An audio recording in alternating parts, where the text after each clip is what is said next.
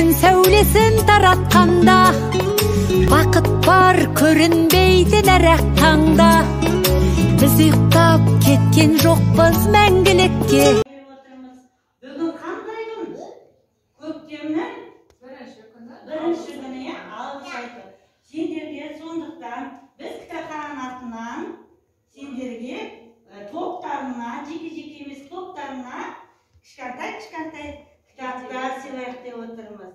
Ал сіздерге біз табыс етейік, е? Апай береді сендерге, е? Сізге? Біз енді алдық. Біз кеткеннен кейін оқисыңдар. Ал не айту керек?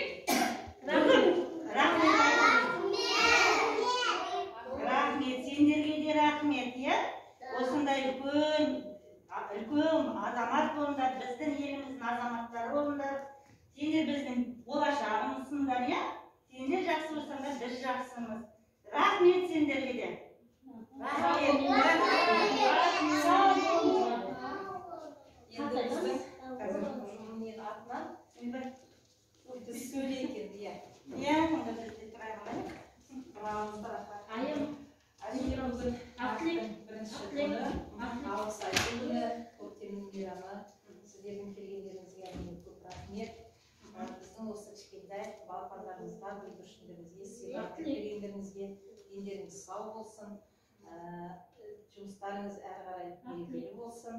Және алғыс айтуды ауданның мәдениет үйінің бастығы Мекенішке, Оспановқа, Көктекті Айдыруханшқа және осы мәдениет қызметкерлері Гүлжан сізге, Гүлшахарға алғысымызды балалардың атынан айтамыз.